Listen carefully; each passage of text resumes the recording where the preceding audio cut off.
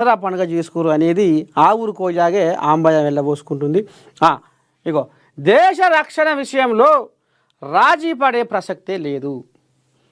మతం అడగలే, ఉగ్రవాదులనే టార్గెట్ చేశాం. జీట్ కనెక్టులో కేంద్ర మంత్రి రాజ్నాథ్ సింగ్ సంచలన వ్యాఖ్యలు.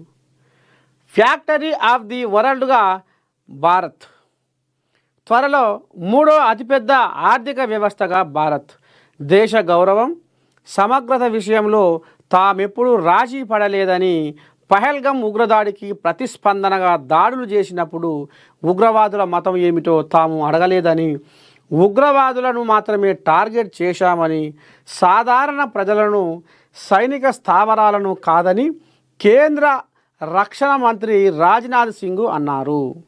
శుక్రవారం హైదరాబాదులో నిర్వహించిన జీటో కనెక్ట్ 2025 కార్యక్రమానికి ఆయన హాజరయ్యారు.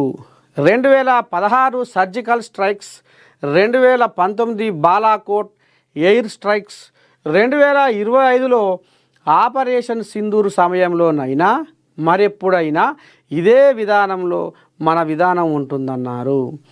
భారతదేశం తన సైనిక ఆర్థిక శక్తిని పెంచుకోవడం, ఇతరులపై ఆధిపత్యం చెలాయించడానికి కాదని, దేశ సాంస్కృతిక విలువలు, ఆధ్యాత్మిక సాంప్రదాయాలు, మహావీరుడు బోధించిన మానవీయ ఆదర్శాలను కాపాడుకోవడానికేనని రక్షణ మంత్రి స్పష్టం చేశారు. హైదరాబాదులో శనివారం జైన్ ఇంటర్నేషనల్ ట్రేడ్ ఆర్గనైజేషన్లో నిర్వహించిన ఓ కార్యక్రమానికి హాజరై ఈ రకంగా మరి దేశ రక్షణ విషయంలో రాజీ పడే ప్రసక్తే లేదని గిట్లా ఈ రకంగా కేంద్ర మంత్రి రాజ్నాథ్ సింగ్ అనుకొచ్చిండుల్లా. చూడాలి మరి పాకిస్తాన్ కోయిలాగలు మరి తోక ముసుకొని మూలకు వండుకుంటాయా, లేకపోతే మరి పక్క దేశ పొల్ల మాటలు పట్టుకొని ఊసిగొలిపి ఉరుకున పెడితే మరి కథ ఏడికి వస్తుందో అనేది